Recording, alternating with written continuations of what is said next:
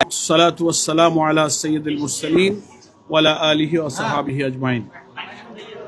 সম্মানিত সাংবাদিক বন্ধুগণ, আপনারা সকলেই ইতিমধ্যে অবগত হয়েছেন বাংলাদেশ জামায়াতে ইসলামীর 7 সদস্যের একটি প্রতিনিধি দল প্রধান নির্বাচন কমিশনার এবং কমিশনারবৃন্দ সংশ্লিষ্ট কর্মকর্তাদের সঙ্গে আমাদের দুপুর 12টায় জাতীয় নির্বাচনকে সুষ্ঠু নিরপেক্ষ গ্রহণ করার প্রয়োজনে কিছু গুরুত্বপূর্ণ বিষয়ে আমাদের নির্ধারিত মিটিং ছিল। এই সভায় আমরা যারা উপস্থিত হয়েছি আমাদের প্রতিনিধি দলের মধ্যে সহকারী সেক্রেটারি জেনারেল মাওলানা এটিএম মাসুম, সহকারী সেক্রেটারি জেনারেল মাওলানা রফিকুল ইসলাম খান, সহকারী secretary general doctor HM. Hamidur Rahman Azad, আমাদের মতিউর রহমান আকন্দ মিডিয়া সেক্রেটারি এবং প্রচার সেক্রেটারি, আর আছেন আমাদের ঢাকা মহানগরী দক্ষিণের আমির এবং নির্বাহী পরিষদের সদস্য জনাব নুরুল ইসলাম বুলবুল এবং ঢাকা মহানগরী উত্তরের আমির নির্বাহী পরিষদের সদস্য জননেতা মোহাম্মদ সেলিম উদ্দিন। এই 7 সদস্য আমরা আলোচনায় অংশ নিয়েছি। আমরা লিখিতভাবে প্রধান নির্বাচন কমিশনার বরাবর নির্বাচনকে সুষ্ঠু করার জন্য 18 দফা দাবি সুলিখিতভাবে ওনার কাছে আমরা উপস্থাপন করেছি এবং 18 দফার সবগুলো বিষয়ই দীর্ঘ সময় ধরে আমরা সেগুলো ব্যাখ্যা বিশ্লেষণ করেছি।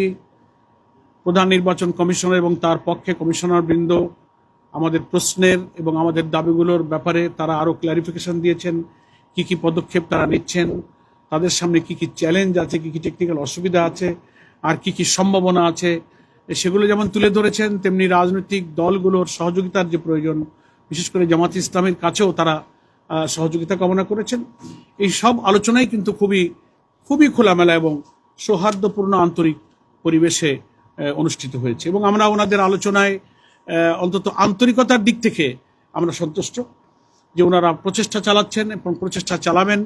কিছু বাস্তব চ্যালেঞ্জও ওনাদের সামনে রয়েছে আমাদের এই 18 দফার সবগুলো বাস্তবায়নের ব্যাপারে। তবে আমরা এটা জোর দিয়েছি যে এই দাবিগুলো যত কষ্টই হোক, নির্বাচন কমিশন এবং সরকারের যৌথ প্রচেষ্টায় এবং আমরা যারা পলিটিক্যাল পার্টি এবং স্টেক হোল্ডার যারা আছি, আমরা বলেছি we are always ready to give all kinds of cooperation two election commission. আমরা এটা দিতে থাকবো, কিন্তু সেই নির্বাচনটা আমাদেরকে সুষ্ঠু করতে হবে।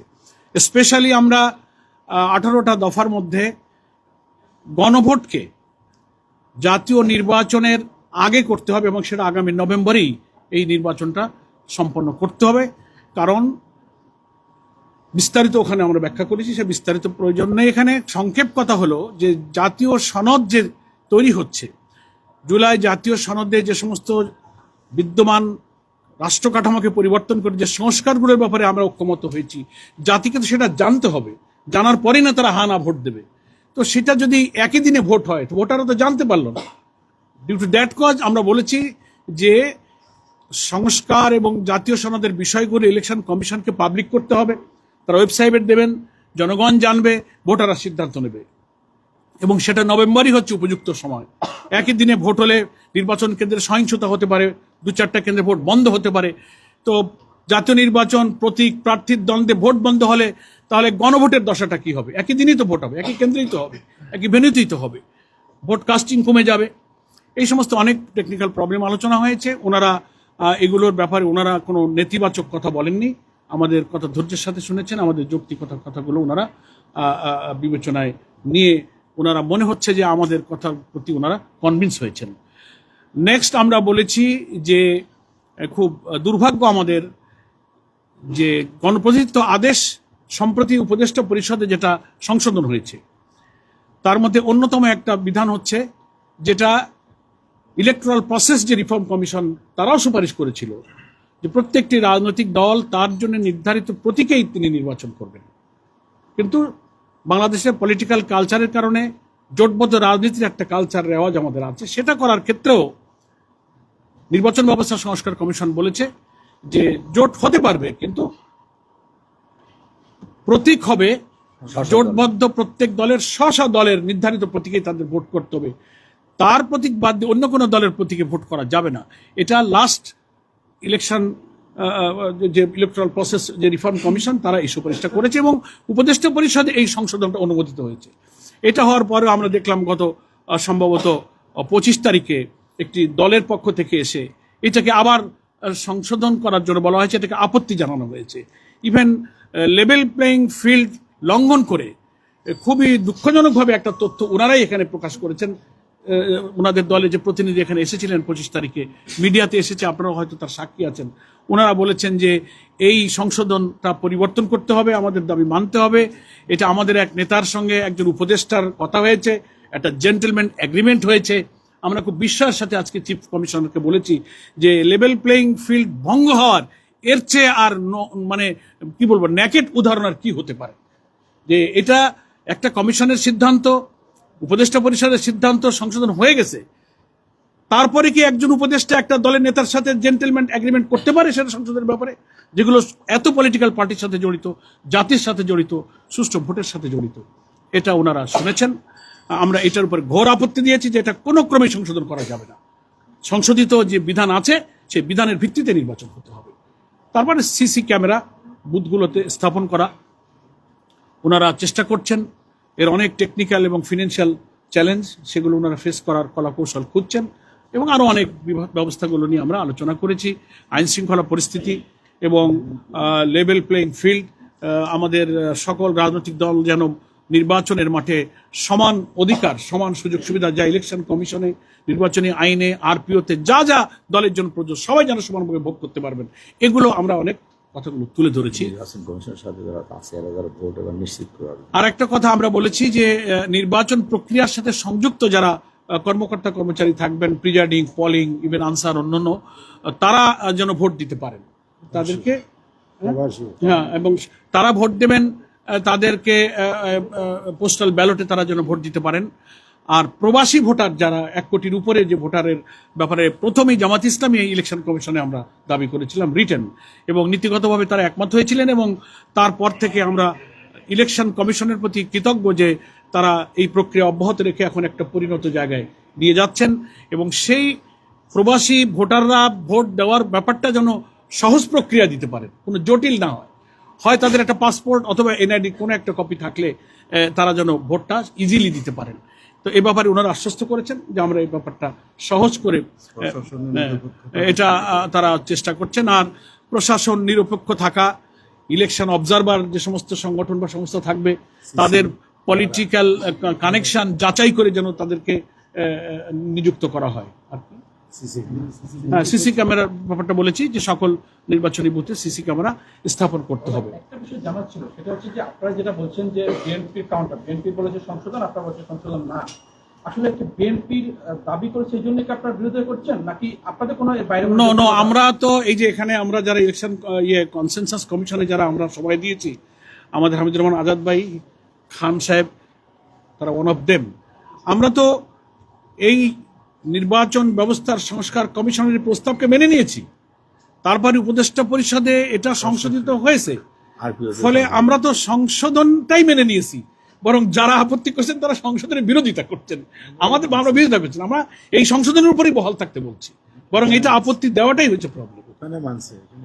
ওখানে মানছেন কেন? যখন নির্বাচন ব্যবস্থার যখন সংস্কার কমিশন আলোচনা হল তখন তো ওনারা আপত্তি দিতে পারতেন, রিটার্ন আলোচনা হতে পারতেন, অনেক প্রক্রিয়া তো ছিল, কিন্তু সেখানে মানা হলো। উপদেষ্টা পরিষদের মিটিং হয়ে গেল, তারপরের দিন এসে চিঠি দিয়ে বলছেন যে না, এটাকে সংশোধন করতে হবে। আমরা মনে করি এটা একটা অ্যালার্মিং যে লেভেল প্লেইং ফিল্ড লঙ্ঘন করার এই প্রবণতা ইলেকশনের 4 মাস আগে, এটা আমাদের সুষ্ঠু নির্বাচনের জন্য একটা অশনি সংকেত।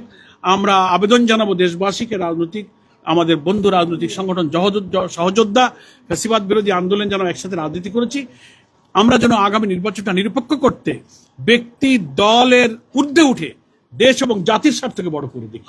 আজকে পিআর নিয়ে কিছু বলছেন কিনা আপনারা? না, পিআর আমাদের কোনো সাবজেক্ট ছিল না আজকে। পিআর থেকে আপনারা সরে গেছেন? নো, এই দাবির উদ্দেশ্যে আমাদের কর্মসূচি অব্যাহত আছে। আর সেক্ষেত্রে গণভোট ব্যাপারে, গণভোটের ব্যাপারে তো বললাম, গণভোটের ব্যাপারে কমিশন কি বলছেন? আপনারা নভেম্বরে গণভোটের কথা বলছেন, রাইট। ইলেকশন কমিশন কি আপনাদের নভেম্বরে গণভোট আয়োজনের কোনো চ্যালেঞ্জের কথা বলেছে তা ওনারা বলেননি। তারা তো 17 দিনেও হয়েছে। আমরা রেফারেন্স দিয়েছি 17 দিন 21 দিনও প্রিভিয়াসলি আমাদের গণভোটের রেফারেন্স আছে, উদাহরণ আছে। ওনারা এ ব্যাপারে নিজেদের অক্ষমতার কথা, কোনো চ্যালেঞ্জের কথা আমাদের ব্যক্ত করেননি, নেগেটিভ কথা বলেন। যদি গণভোট আয়োজন না করে সরকার বা কমিশন, সেই ক্ষেত্রে আপনাদের অবস্থান কি হবে? সেটা তো তখন দেখা, এত কথা আপনি 2 মাস আগের কথা এখন কি করে বলবেন? সময় সব বলে দেবে। কিছুদিন আগে বিএনপি আসছিল, বিএনপি এসে বলে গেছে ইসলামী ব্যাংক সহ কিছু প্রতিষ্ঠানের কর্মকর্তাদের নিয়োগ না দেওয়ার ব্যাপারে আপনাদের অবস্থান কি? এটার ব্যাপারে আমরা ঘোর আপত্তি, আমরা স্টেটমেন্ট দিয়েছি, আপনারা হয়তো শুনেছেন মিডিয়াতে আমরা বলেছি পরিষ্কার, আমি স্টেটমেন্ট দিয়ে বলেছি এটা খুবই দুঃখজনক যে প্রতিষ্ঠানগুলো আর্থিক প্রতিষ্ঠান, বেসরকারি প্রতিষ্ঠান, অনেক প্রতিষ্ঠান এরকম আছে, এবং জামাত ইসলামী যে প্রতিষ্ঠানগুলোর কথা ওনারা বলেছেন এর কোন একটার মালিকানার সাথে জামাত ইসলামের কোনো সম্পর্ক নেই। বিভিন্ন তারা অনেক ব্যাংক আছে। ওনাদের নেতৃবৃন্দের পরিচালনায় বহু ব্যাংক আছে, তাহলে তো ওইরকম হতে লাগলে তো আমরা ওই সমস্ত ব্যাংকের তালিকা দিয়ে আরেকটা বিবৃতি ইলেকশন কমিশনে দিয়ে যাবো। এটা একটা ব্যাড ট্রেডিশন, এটা উচিত নয়। আমরা বিভিন্ন গুরুত্বপূর্ণ প্রতিষ্ঠানকে টার্গেট করে বিতর্কিত করার এই অরাজনৈতিক চিন্তাটাকে আমরা খুবই দুঃখজনকভাবে দেখছি, এটা থেকে পরিহার করা উচিত। আমরাও তো কাউন্টার বহু প্রতিষ্ঠান আমাদের আছে যারা বিএনপির বড় বড় নেতারা ব্যাংক চালান, প্রতিষ্ঠান চালান, হাসপাতাল চালান, একটা তালিকা আমরাও দিতে পারতাম, কিন্তু আমরা রাজনৈতিক শিষ্টাচারের কারণে আমরা এই কাউন্টারটাকে খুব ভালো মনে করি আলোচনা হয়েছে কিনা? না। এটা আমরা আজকে এখন যে অবস্থা, বিশেষ করে আইন শৃঙ্খলা পরিস্থিতির যে অবস্থা অবনতি এখন পর্যন্ত, সেই অবস্থা আপনারা কি মনে করছেন এই যে আর মাত্র 2 থেকে 3 মাসের মধ্যে এইটা লেভেল প্লেইং ফিল্ডের কথা বলছেন বারবার, এবং নির্বাচনী যে সহিংসতা আমাদের যে কালচার, এই অবস্থা থেকে বের হওয়ার জন্য এবং নিরপেক্ষ লোকগুলো যেন দায়িত্ব পালন করতে পারে, এই ব্যাপারে কোনো কথা না, আমরা কথা কিছুটা বলে ফেলেছি। আমরা ওখানে ডিটেলস বলেছি, এবং বাংলাদেশের বিভিন্ন জায়গায় ঘটে যাওয়া ঘটনা, নোয়াখালী, তারপরে পাবনা, শেরপুর, নানান রেফারেন্স আমরা ওনাদেরকে দিয়েছি। প্র্যাকটিক্যালি ইলেকশন কমিশনের তো কিছু লিগাল লিমিটেশন আছে। আফটার ডিক্লারেশন অফ শিডিউল তারা কিছু ল এনফোর্সিং এজেন্সির সঙ্গে তাদের কিছু কার্যক্রমের আইনগত অধিকার তারা সুযোগ পাবেন, তবে তারা এগুলোতে উদ্বিগ্ন যে এটা এক্ষুনি যদি হয়, এগুলো আপনাদের সকলের ভূমিকা রাখা উচিত। আমাদের এই উদ্বেগের সাথে তারা নীতিগতভাবে একমত, এবং আমরা লিখিতভাবে নিরপেক্ষ থাকা, অবৈধ অস্ত্র উদ্ধার করা, চিহ্নিত সন্ত্রাসী যারা ভোটার এবং ভোট কেন্দ্রে ডিস্টার্ব করতে পারে আগে ভাগে গ্রেফতার করা, এই সমস্ত ব্যাপারে এই 18 দফার মধ্যে কিন্তু লিখিত আছে। থ্যাংক ইউ, সকলকে ধন্যবাদ। চিঠিটা একটু কপিটা দেওয়া যাবে আমাদের? একটা